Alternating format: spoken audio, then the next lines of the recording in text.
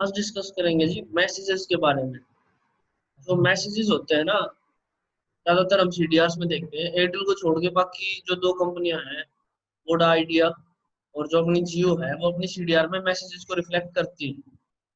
जैसे कि किसी भी कंपनी से या कोई भी मैसेज आता है, तो वो रिफ्लेक्ट करती है कि हाँ जी, ये मैसेज कहाँ से आया है, इसका सेंडर कौन है। एयरटेल नहीं करता, क्योंकि एयरटेल इनक्रप्टेड सीडीआर भेजता है और वो किसी ना किसी कारण से उनको हाइड कर देता है कि किस कॉर्पोरेट से मैसेज आया है। अगर कोई नंबर मैसेज भेजता है तो वो उसको नंबर ही शो करेगा, लेकिन अगर कोई कॉर्पोरेट मैसेज भेजेगी तो वो उसको एनक्रिप्ट करके किसी और नाम से दिखाएगा। जैसे कि हमने देखा था, उसमें नंबर होगा EFG, कुछ टेक्स्ट की फॉर्म में होंगे, अल्फाबेट्स होंगे या और कुछ स्पेशल कैरेक्टर्स होंगे। तो एयरटेल में हमारा ये इतना ज्यादा काम नहीं करेगा, ये हमारा काम करेगा वोडा आइडिया और जियो में। अब हम फोकस क्यों कर रहे हैं मैसेजेस पे, ये इतने ज्यादा जरूरी क्यों है। हमने कई बार देखा होगा कि जैसे ऐसी सिचुएशन आ गई कि हमने एक आदमी को टारगेट कर लिया कि हाँ जी, इस आदमी को पकड़ना है, और ये इस पर्टिकुलर एरिया में रह रहा है। मैं फॉर एग्जांपल लूंगा जे कॉलोनी, कोई भी, वहां पे एक छोटे से एरिया में बहुत ही ज्यादा लोग रहते हैं, और हम उस आदमी को जानते भी हैं, लेकिन हम घूमेंगे एरिया में, हमें नहीं मिलेगा। ठीक है, हम उसका एड्रेस नहीं पता, क्योंकि जो उसने सिम पे जो एड्रेस दे रखा है वो फेक है।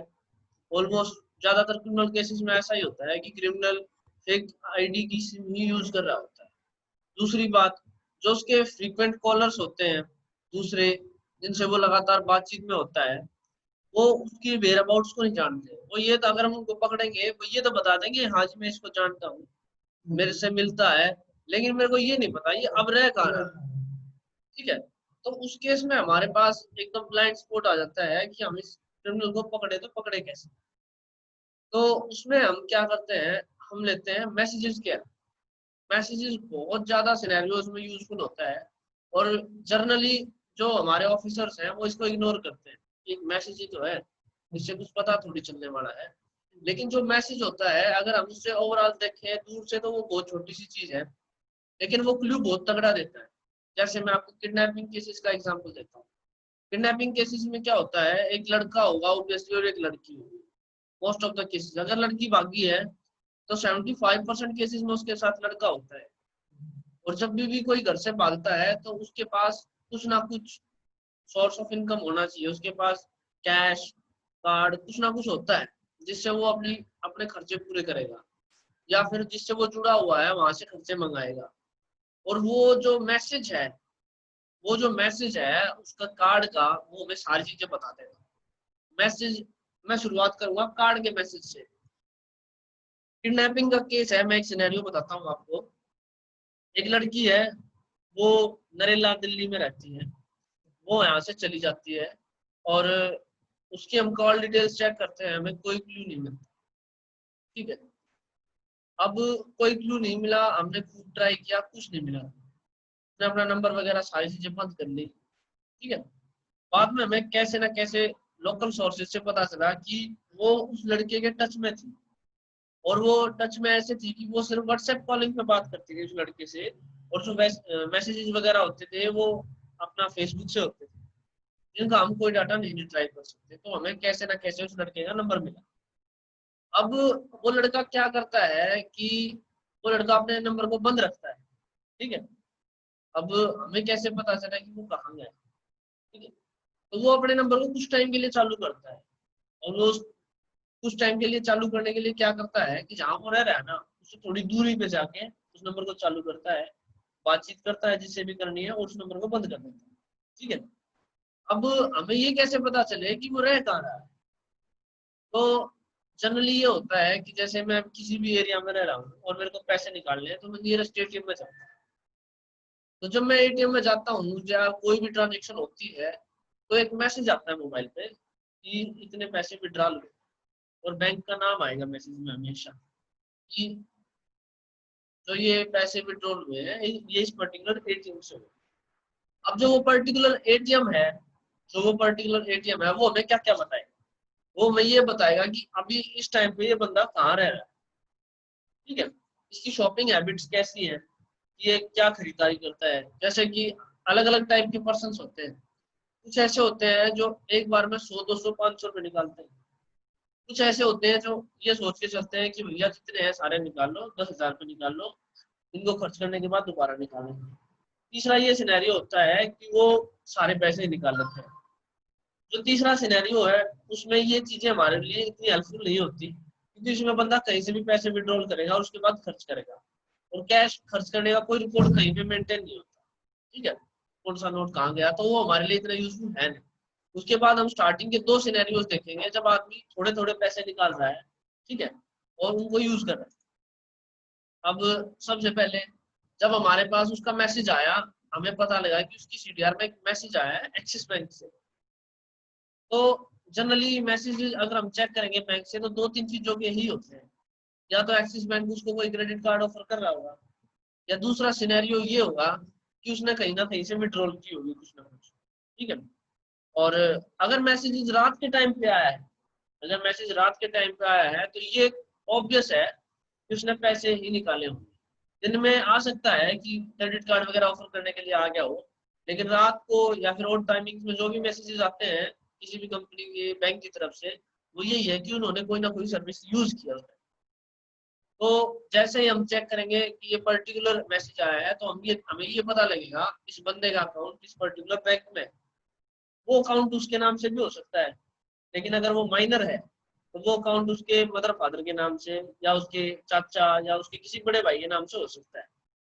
ये पता चलने के बाद हम क्या करेंगे कि हम उसकी डिटेल मंगाएंगे अकाउंट की बैंक से।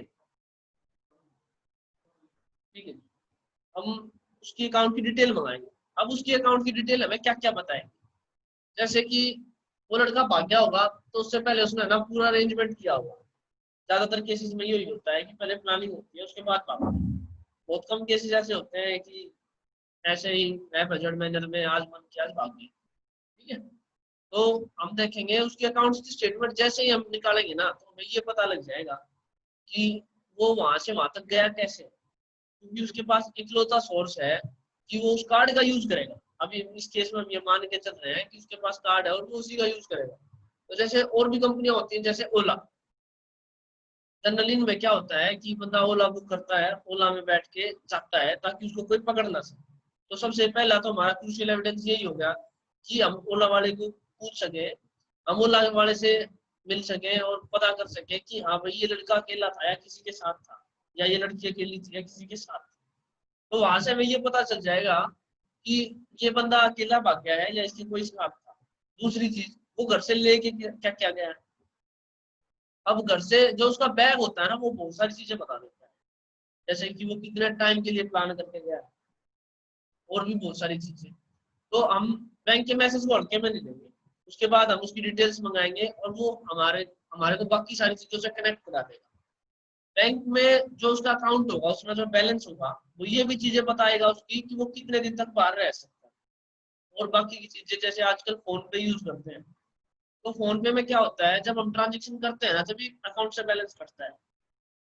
तो जनरल सिनेरियो में क्या होगा कि बंदा जहाँ पे रह रहा होगा उसके आसपास की दुकानों से ही शॉपिंग करेगा। जैसे परचून की दुकान पे जाएगा या और किसी ब्रांड वगैरह के पास जाएगा तो उसी कार्ड से उसी अकाउंट से शॉपिंग करेगा।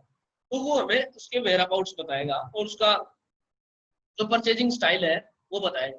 और वो हमारे लिए बहुत ज्यादा क्रूशियल है कि जैसे कि कुछ चीजें ऐसी होती है जैसे कि नशा, जैसे किसी को नशा है शराब का या फिर किसी को गुटखा खाने का शौक है।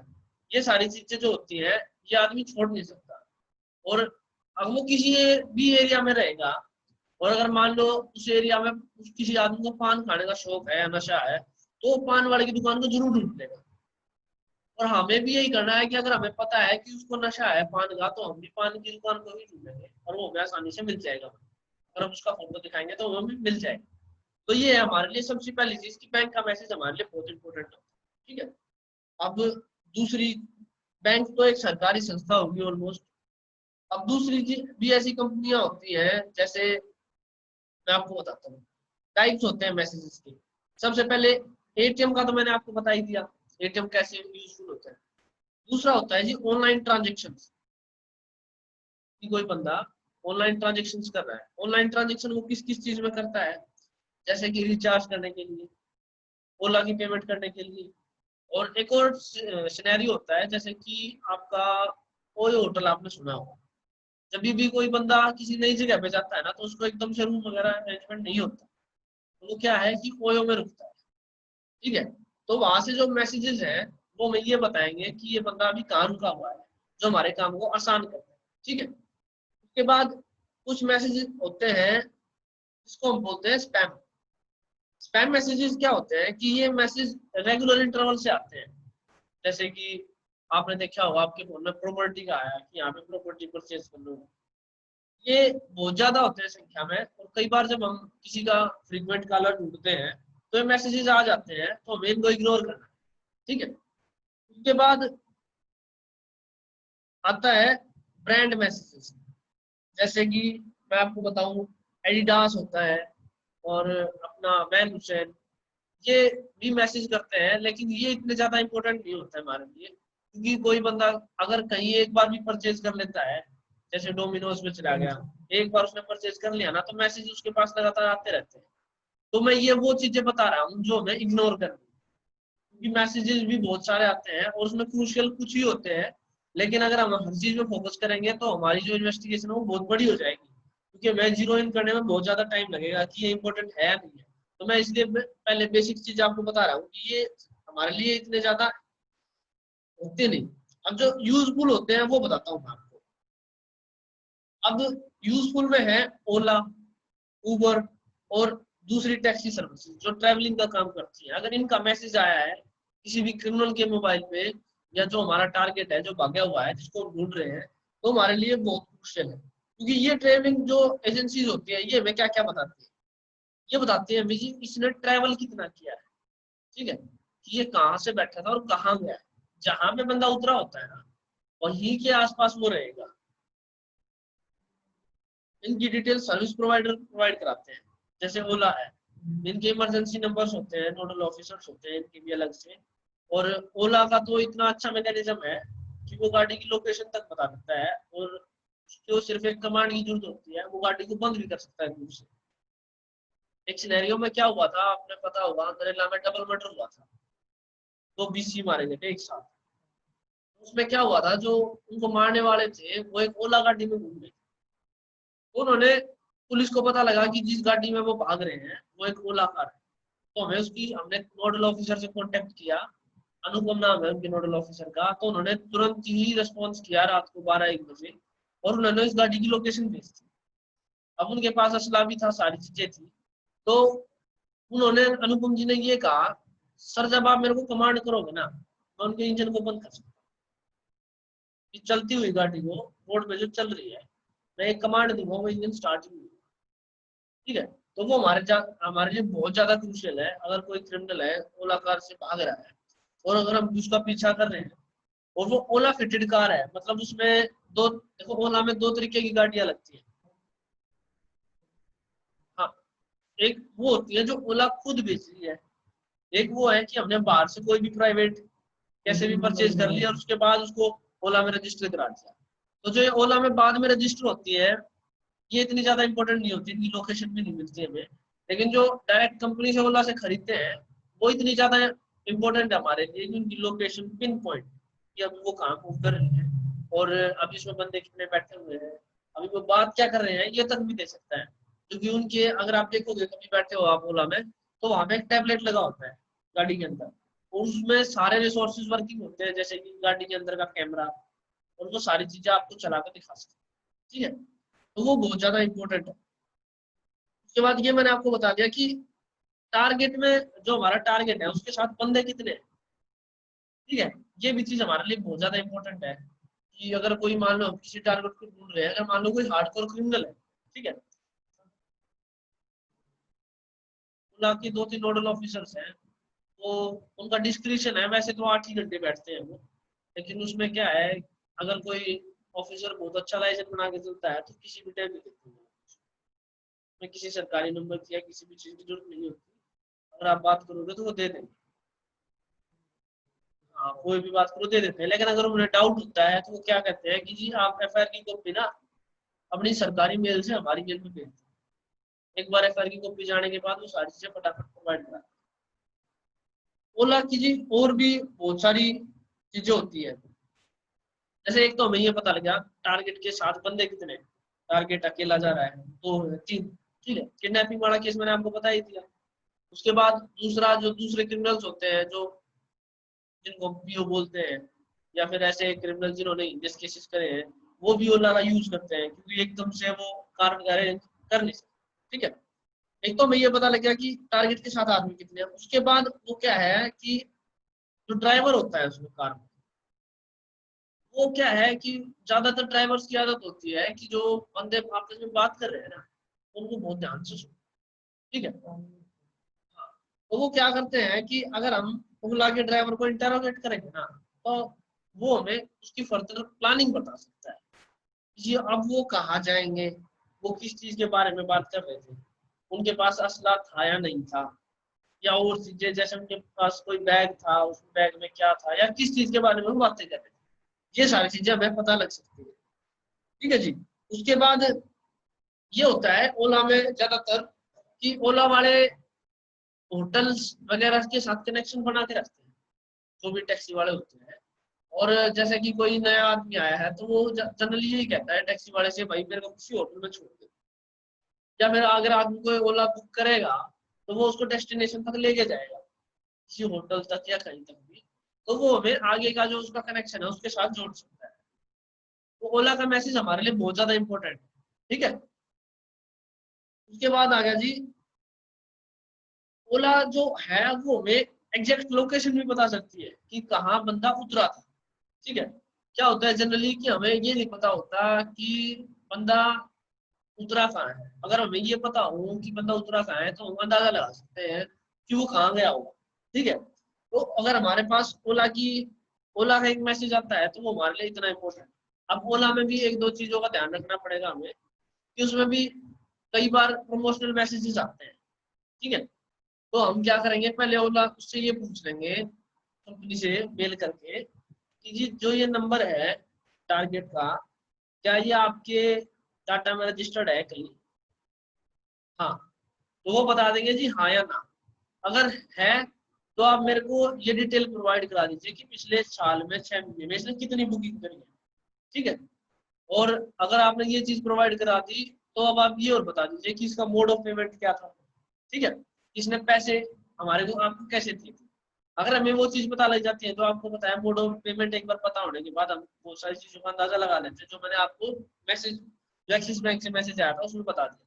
ठीक है, तो ये होगा जी हमारा ओला का। अब इसके पॉजिटिव पॉइंट्स क्या होते हैं कि हम ओला के मैसेज पे रिस्पॉन्स करें। इसके पॉजिटिव पॉइंट्स ये होते हैं कि एक तो इसकी सर्विस है ना वो बहुत ज्यादा फास्ट होती है और इसका डाटा रिलायबल होता है कि ओला से हमें कोई भी चीज मिलेगी तो वो एग्जैक्ट होगी। ठीक है,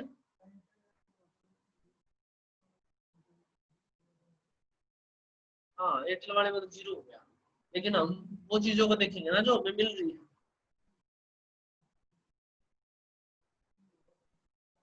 नहीं, ये जो चीजें मैं बता रहा हूँ ना ये मैंने बहुत ज्यादा एनालिसिस के बाद बताई हैं। आप इस चीज को टेस्ट करोगे ना, जैसे आपके स्टाफ में और भी बंदे हैं, अगर आप उनसे पूछोगे कि क्या भैया एयरटेल की सिम में ओला का मैसेज आ सकता है, वो आपको नहीं बता पाएगा। ठीक है, ये बहुत ही ज्यादा बारीकी से जब चेक होता है ना जब पता लगती है चीजें कि हाँ ऐसा भी पॉसिबल है। जैसे कि मैंने आपको चीज बताई कि एयरटेल में कभी भी मैसेज शो नहीं होता। आपने अभी भी सीडीआर एयरटेल की चेक करी होगी लेकिन ये चीज पे आपने गौर नहीं किया होगा। बहुत से बंदे नहीं करते क्योंकि इतना इंपॉर्टेंट नहीं होता। ठीक है, क्योंकि वो सोचते हैं सिर्फ नंबर से ही बंदे को उठाया जा सकता है।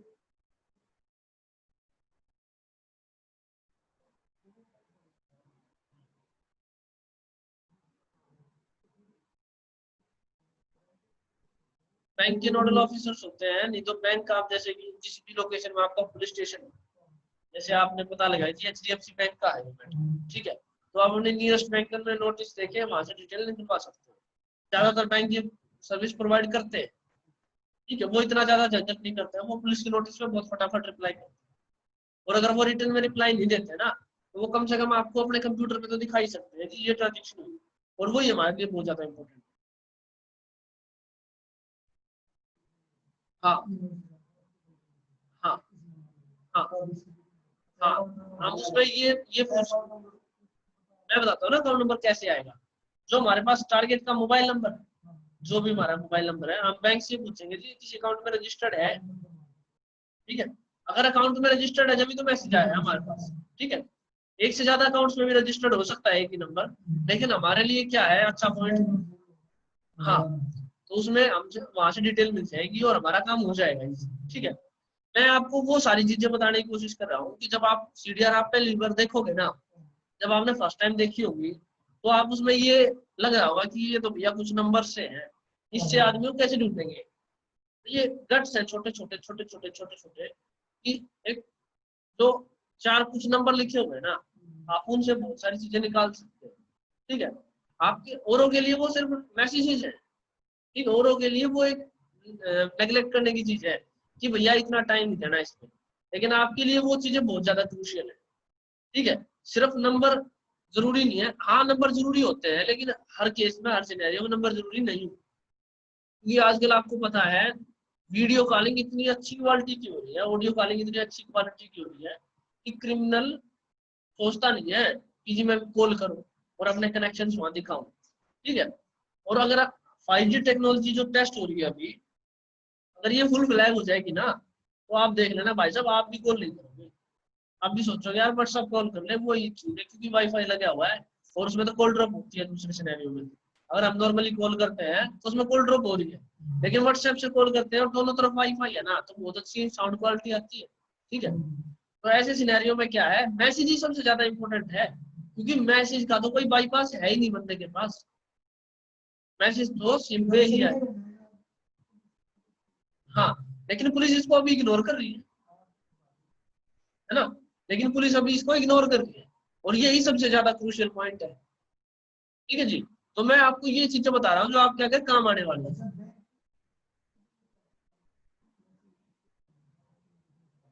जब बैंक उसके पास कोई भी बंदा मनी की ट्रांजेक्शन करता है ना, तो आप उसकी कभी भी पासबुक देखोगे तो उसमें आपको पता लगेगा कि जी वहां पे एटीएम का एड्रेस लिखा हुआ है, लोकेशन हमें नंबर से मिल जाएगी, लेकिन एटीएम का जो हमारा एड्रेस है वो भी बहुत ज्यादा क्रूशियल होता है, ठीक है। कि भैया अगर कोई आदमी यहाँ पे इस एटीएम पे पैसे निकालने आया है, तो वो कहाँ से आया होगा। आपको पता है कि जो बहुत ज्यादा खुला एरिया होता है, वहां पे एक ही टावर 35 किलोमीटर के रेडियस में रेंज देता है, तो वहां पे लोकेशन से ढूंढना बहुत ज्यादा मुश्किल हो जाता है, लेकिन वहां पे एटीएम आपको ढूंढवा सकता है ना, क्योंकि जो टावर है उसकी कोई लिमिट्स नहीं है। जैसे मैं आपको एक एग्जांपल देता हूँ बहुत अच्छा, एक टावर लगा हुआ है यहाँ पे अलीपुर के पल्ला गांव में, ठीक है, और वो जमुना के उस पार भी टावर रेंज देता है यूपी की तरफ, ठीक है। लेकिन यूपी में बंदा वहां पे बहुत ही कम चांसेस है कि अलीपुर का बंदा यूपी में जाएगा, लेकिन ये पॉसिबिलिटी है कि जी टावर की रेंज जा सकती है वहां पे, और जो यूपी में जो बंदा खड़ा है वो हमें ये लग सकता है कि ये आदमी पल्ला गांव में आया हुआ, ठीक है।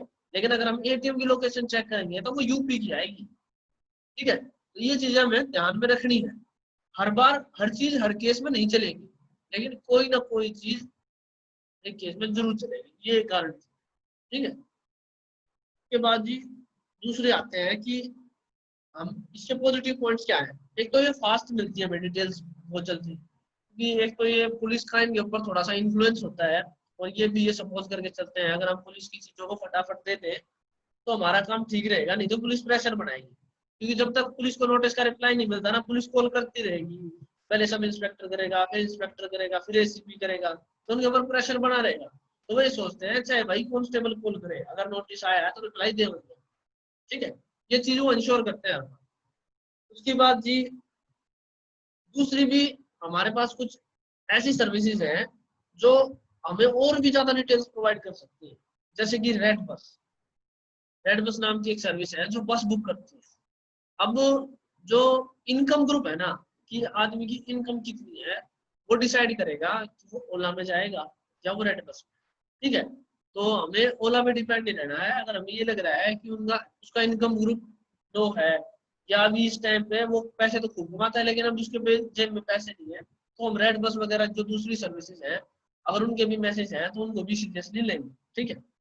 उसके बाद आती है जी कुछ ऐसी सर्विसेज जैसे make my trip, go I be go. ये क्या करती है, ये पूरा पैकेज प्रोवाइड करती है, ठीक है। जनरली क्या होता है कि जैसे कोई क्रिमिनल है, क्या करता है कि भाई उसने कोई क्राइम कर दिया, ठीक है, और वो जो उसने क्राइम करा है उसका बैकअप बहुत अच्छा है, ठीक है, तो वो क्या करेगा, 15 दिन के लिए 20 दिन के लिए कोई अच्छा सा पैकेज बुक करेगा, ठीक है।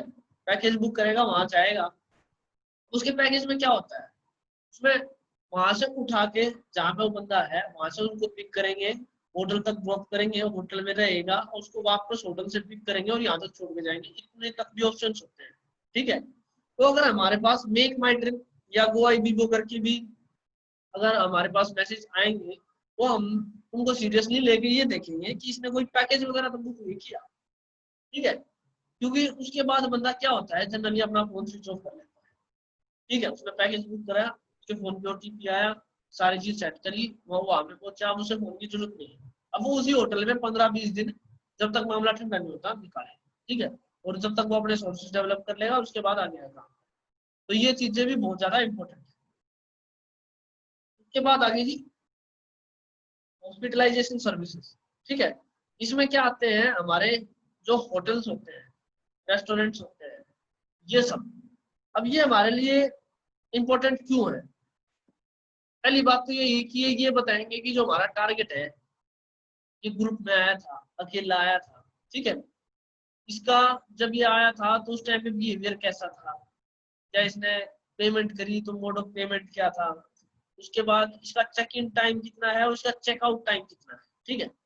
फॉर एग्जाम्पल मैं आपको एक सिनेरियो बताता हूँ कि एक आदमी ने क्राइम किया, ठीक है, वो यूपी का था। अगर आपने वेब सीरीज जो अभी लेटेस्ट आई है, क्या नाम है, पाताल लोक, अगर आपने देखी हो, तो उसमें वो क्रिमिनल्स क्या करते हैं कि बुक करते हैं होटल, उनको एक आदमी को शूट करना होता है, तो एक होटल को बुक करते हैं, वो 4-5 दिन तक उसी होटल में रहते हैं, ठीक है। और जिस दिन उनको वो आदमी शूट करना होता है उस दिन वो चेकआउट करते हैं, उस आदमी को शूट करेंगे और चले जाएंगे, ठीक है। रेकी वगैरह करने के लिए वो उस होटल की हेल्प लेते हैं, उस होटल में रहते हैं, अपना सारा काम उस होटल से करते हैं। तो जो उसके साथ 4-5 आदमी होते हैं उन सब की डिटेल्स पुलिस को होटल से ही मिलती है, ठीक है। तो होटल भी बहुत ज्यादा इंपॉर्टेंट है अगर हमारे पास होटल का मैसेज आया है तो, ठीक है। अब मैं आपको और भी डीप में बताता हूँ। जैसे कि जब हम होटल में जाते हैं तो हम कुछ प्रोसेस होते हैं, उनका कुछ प्रोटोकॉल होता है, वो फॉलो करते हैं। सबसे पहले हम जाएंगे वहां पे, ठीक है। होटल में जाने के बाद हम अपनी आईडी प्रोवाइड करेंगे, ठीक है। आईडी प्रोवाइड करते ही क्या है कि या तो बंदा अपनी आईडी प्रोवाइड करेगा या कोई फोर्ज आईडी प्रोवाइड करेगा, ठीक है। अब जो क्रिमिनल मेंटलिटी होती है वो क्या करती है कि ज्यादातर फोर्ज आईडी प्रोवाइड करती है। जैसे मेरा नाम एक्स है तो मैं किसी वाई या जेड नाम की आईडी यूज करूंगा। अब हमारे लिए जनरली लोग सोचते हैं कि हमारे लिए जो फोर्ज आईडी है वो किस काम की, हमें तो पता ही है ये टारगेट है। लेकिन भाई साहब, जब वो आईडी को होटल में यूज कर सकता है तो वो उस आईडी को कहीं और भी तो यूज कर सकता है। मान लो कहीं और हम गए हैं और हमें क्रिमिनल की आईडी नहीं मिली, एक्स पर्सन की आईडी नहीं मिली, लेकिन वहां में पता चला कि वाई पर्सन की आईडी लगी हुई है जो क्रिमिनल यूज कर रहा है, तो हम उसको भी कनेक्ट कर पाएंगे कि उसने यहाँ पे भी फ्रॉड आईडी दी है तो वहां पे भी उसने वही फ्रॉड आईडी दी हो, ठीक है। तो वो भी हमारे लिए बहुत ज्यादा इंपॉर्टेंट है कि हम इस चीजों का भी ध्यान रखें कि उसने चेक इन के टाइम पे आईडी दी थी तो वो किसकी थी, ठीक है। उसके बाद वहां पे वो सिग्नेचर्स करता है और अपने मोबाइल नंबर देता है, ठीक है। अब यहाँ पे जो है मेन ट्विस्ट यही आता है कि हम उन चीजों को क्यों देखें। जनरली क्या होता है कि जो क्रिमिनल है वो अपना मोबाइल बंद कर देता है क्राइम करने के बाद, या कोई भी टारगेट हमारा वो मोबाइल को बंद कर देता है कि पुलिस उसको ना पकड़े। तो वहां पे जो वो नंबर मेंशन कर देता है ना, वो सबकॉन्शियसली अपना नया नंबर मेंशन करता है कि अगर होटल के स्टाफ को मेरे से कुछ काम होगा या और कुछ होगा तो वो मेरे नए नंबर पे कॉन्टेक्ट करे, ठीक है। तो वो हमारे लिए इम्पोर्टेंट है। दूसरी चीज, अब जैसा कि कोई आदमी यहाँ से चला गया, वो चला गया जी, कोई किडनैपिंग का केस है, उसमें एक लड़के के साथ चली गई शिमला, ठीक है। अब अगर हम उसको ये ढूंढेंगे लोकेशन के बेसिस पे ढूंढेंगे तो क्वाइट इम्पॉसिबल है, क्योंकि शिमला में कई ऐसी जगह है जहाँ पे एक ही एरिया में 10-10, 15-15 होटल है एक ही रेंज में, ठीक है। अब हम वो कैसे ढूंढे कि वो किस होटल में है, क्योंकि एक एक होटल 3-3 4-4 मंजिल का है, उसमें बहुत सारे कमरे, ठीक है, और होटल भी बहुत सारे हैं, तो वो कैसे ढूंढे? तो वहां पे जो हमारे पास ओयो वगैरह से जो मैसेज आए होंगे, हम कंपनी से जैसे ही कॉन्टेक्ट करेंगे तो वे हमें होटल का नाम और रूम नंबर प्रोवाइड करते हैं, ठीक है। तो इसलिए हमारे लिए होटल का जो ये मैसेज है ये भी बहुत ज्यादा इंपॉर्टेंट है। अब ये मैसेज का क्या है कि मैसेज एक या दो ही बार आएगा बस, बहुत ज्यादा फ्रीक्वेंसी नहीं होगी इस मैसेज की, लेकिन इसकी इंपॉर्टेंस इतनी ज्यादा होगी कि आपको वहां तक पहुंचा सकते। दूसरी बात, अगर आपको पता लग गया कि अभी ये आदमी इस होटल में है और उसने चेकआउट नहीं किया है, ठीक है, तो आप लोकल पुलिस की हेल्प से वहां उसको वहीं के वहीं बंदी बना सकते हो, ठीक है, और आपका काम बहुत ज्यादा आसान हो जाएगा। और आपने एफर्ट कितने किए हैं, आपने सिर्फ मैसेज पे काम किया है बस, ठीक है। उसके बाद और क्या क्या चीजें मिल सकती है? और ये होता है कि जब भी कोई बंदा किसी होटल में जाता है ना, तो ज्यादातर होटल्स में क्या है, सीसीटीवी फुटेज होती है, ठीक है। तो वहां से हमें और भी चीजों का पता लगता है कि जैसे कि जिस टाइम पे वो बंदा भागा हुआ है, जो हमारा टारगेट भागा हुआ है, उसने कपड़े कैसे पहन रखे। जैसे कि अगर हम किसी को किसी के उंगलियां बताएंगे, तो हम उसको अगर उसके कपड़े बताएंगे ना कि जी एक टोपी पहन रखी है, या उसका हेयर स्टाइल ऐसा है। जनरली क्या है, एक आदमी बड़ी बड़ी मूछें रखता है, लेकिन उसने अपनी मूछें कटवा कर एकदम स्लिम हो गया वो, और हम उसको ढूंढ रहे हैं, हम उसको पब्लिक को बता रहे हैं जी बड़ी बड़ी मूछों वाला आदमी है, तो कोई बता नहीं पाएगा। लेकिन अगर हम वहाँ की होटल की सीसीटीवी फुटेज चेक करेंगे, मान लो वो बंदा वहां से निकल गया, और उसके बाद हम वहाँ की सीसीटीवी फुटेज चेक करेंगे, तो हमें पता लगेगा कि जी उसने मूछें तो हटा दी है, ठीक है। तो वो चीजें भी हमारे लिए इंपॉर्टेंट हो जाती है किसी भी टाइम में, ठीक है। तो हम मैसेज को बहुत ज्यादा सीरियसली लेंगे, क्योंकि आज के टाइम पे जो मैसेज है वही एक ऐसी इकलौती चीज है जो 100% मोबाइल पे आएगा। कॉल्स डाइवर्ट हो सकती हैं, लेकिन मैसेज डाइवर्ट नहीं हो सकता, ठीक है। उसके बाद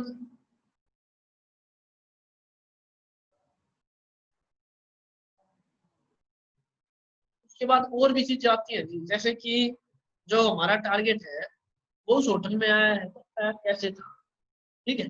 जैसे कि मान लो कि मैंने आपको इससे पहले का सिनेरियो बताया था, ओयो। ओयो में बंदा गया था और वो गया था ओला से, ठीक है। तो हमें तो ये पता चल गया कि जी हाँ जी वो ओला से आया था और होटल में आया और वो चला गया, ठीक है। तो जाते वक्त जब वो वहां से गया होगा, जब उसने चेकआउट किया होगा, तो ज्यादातर केसेस में क्या होता है कि बंदा जो गाड़ी है, जो भी टैक्सी है, उसको होटल में ही बुलाता है, वहीं से सामान रखता है और वहीं से जाता है, ठीक है। तो हमें वहां की अगर हम अच्छे से जांच करेंगे, सीसीटीवी फुटेज वगैरह चेक करेंगे, तो हमें उसका आगे का कनेक्शन मिल सकता है कि अगर उसने होटल छोड़ दिया तो उसके पास, अगर वो अपनी खुद की गाड़ी लाया था तो उसकी गाड़ी का नंबर क्या था, ठीक है। अगर वो खुद की गाड़ी लाया था तो गाड़ी का नंबर क्या था, और अगर वो गाड़ी उसने ओला की बुक करी थी या किसी टैक्सी की बुक करी थी तो वो कौन सी थी और उसने उसको कहाँ उतारा, ये हम ड्राइवर से पूछ। हाँ, जैसे कि किसी भी टैक्सी का नंबर है तो हम ओला वगैरह से पूछेंगे, नहीं तो हमारे पास गाड़ी का नंबर आ जाता है, तो गाड़ी के नंबर से मालिक का नाम निकाल सकते हैं और फिर वहां से कॉन्टेक्ट करके पूछ सकते हैं कि भाई ड्राइवर, आपने उस बंदे को कहाँ उतारा, या तो उसने होटल शिफ्ट करा होगा या किसी को रेलवे स्टेशन पे गया होगा या एयरपोर्ट पे गया होगा, तो हमें उसका आगे का कनेक्शन कम से कम मिल जाएगा। हम ब्लाइंड नहीं बैठेंगे कि हमें यही ना पता हो कि वो बंदा यहाँ से गायब हो गया तो कहाँ गायब हो गया, ठीक है। नॉर्मली इन चीजों पे कोई फोकस नहीं करता क्योंकि ये चीजें बहुत छोटी छोटी है, लेकिन जब हम किसी को कनेक्ट करते हैं ना, स्पेशली आपके केसेस में, जो क्राइम ब्रांच के केसेस होते हैं, वहां पे क्रिमिनल स्मार्ट होते हैं, ठीक है। और वो ऐसी छोटी छोटी चीजें क्यों कर देते हैं, ऐसी छोटी छोटी गलतियां इसलिए कर देते हैं क्योंकि वो जिनसे सलाह लेते हैं ना, वो उनको एक ब्रॉड कॉन्सेप्ट बताते हैं कि भैया आप कॉल मत करना किसी के पास, आप व्हाट्सएप पे बात करना, ठीक है। और आप क्या है कि टेलीग्राम वगैरह का यूज करना, या आप ऐसे करना कि जब आप इंटरनेट यूज करो ना, तो आप वीपीएन का यूज करना, ठीक है। तो उससे क्या है, बंदा उन सारी चीजों पे फोकस करता है कि हाँ जी मेरे को इन चीजों का ध्यान रखना है, लेकिन वो इन चीजों पे फोकस नहीं कर पाते कि मैं बुकिंग कर रहा हूँ, तो मैं मेरे नंबर पे ओटीपी आ रहा है, ठीक है, मेरे नंबर पे ओटीपी आ रहा है तो उससे भी पुलिस पता लगा सकती है। अभी तक क्रिमिनल्स जो है वो इन चीजों पे ध्यान नहीं देते, मे भी फ्यूचर में दें कि जैसे मैंने आपको बताया, आपको आप औरों को बताओगे, इससे बात फैलेगी, ठीक है। तो अब लेकिन अभी तक क्रिमिनल्स इन चीजों का ध्यान नहीं देते, ठीक है। अब और भी चीजें हैं जो हमें ये हॉस्पिटैलिटी सर्विस प्रोवाइड करा सकती है, जैसे कि क्या होता है, जब बंदा कहीं पे रुकता है, ठीक है, तो उसके कनेक्शन में बहुत सारे लोग आते हैं, जैसे कि वेटर, सफाई करने वाला, ठीक है। वहां से भी हमें बहुत सारी चीजों का पता लगता है कि भाई बंदे कितने हैं। सबसे इम्पोर्टेंट होता है ये कि बंदे कितने हैं, ठीक है, क्योंकि वो बंदे कितने हैं वही हमारे रेट का सब्जेक्ट होता है। अगर बंदा एक होगा तो हम 2-3 आदमी भी जा सकते हैं, लेकिन अगर बंदे ज्यादा होंगे, हमारा टारगेट तो एक है, लेकिन जब हम उस पर रेड करेंगे तो वो सारे उसके सपोर्ट में आएंगे और कोशिश करेंगे कि वो भाग जाए, ठीक है। तो उसके अकॉर्डिंग हम अपनी रेड को भी प्लान करते हैं, ठीक है। उसके बाद ये इन्वेस्टिगेशन का एक पॉइंट है कि जब हम होटल में, जब हम अरेस्ट करते हैं, ठीक है, तो हम इन चीजों का ध्यान रखें कि होटल में सीसीटीवी वगैरह होते हैं और वहाँ का जो टाइम होता है उसको हम अरेंज करें। ये हमारे इन्वेस्ट इसमें इतना ज्यादा काम नहीं आता, लेकिन जब हम केस डायरी वगैरह लिखते हैं तो उसमें इम्पोर्टेंट होता है, ठीक है। उसके बाद आ गया जी हमारा फूड डिलीवरी सर्विसेज, ठीक है। अभी क्या है कि कुछ होटल में सर्विसेज होती है, कुछ में नहीं होती। उसमें क्या करता है बंदा कि मान लो उसने होटल भी कहीं से अरेंज करके बुक करा लिया, बिना बुकिंग के वो चला गया। अभी क्या है कि अब उसको खाना खाना है, ठीक है, तो वो क्या करता है, आजकल क्या है फैशन में कि बंदा पिज्जा या कोई भी फास्ट फूड ये कंपनियों से बुक कराता है। उसमें हमारी होगी डोमिनोज, हंगरी हाउस, और उसके बाद ये फास्ट फूड में होगा जोमेटो वगैरह, ठीक है। तो वहां से बुक कराते हैं। और बुक कराते हैं तो वहां पे क्या है सबसे क्रूशियल पॉइंट, कि जो वो बंदा डिलीवरी देने आएगा ना, वो उसके अड्डे पे ही आएगा, वो उसके वेयर हाउस पे ही आएगा, वो कहीं और डिलीवरी कर ही नहीं सकता, ठीक है। और वो हमारे टारगेट के कॉन्टेक्ट में जरूर आएगा। तो इसका मतलब अगर जोमेटो से ऑर्डर हुआ है, सबके नोडल ऑफिसर होते हैं। हाँ, उनके ऐसे कस्टमर केयर होते हैं ना, तो वहां से हम फोन करेंगे तो वो हमें डिटेल्स प्रोवाइड करेंगे। क्या है, जो सामने वाला बंदा है ना, वो उसकी नॉलेज पे डिपेंड करता है, ठीक है। अब जैसे कि हॉस्पिटैलिटी सर्विसेज है, उसमें क्या है कि पुलिस इन चीजों का बहुत ज्यादा अब्यूज करती है।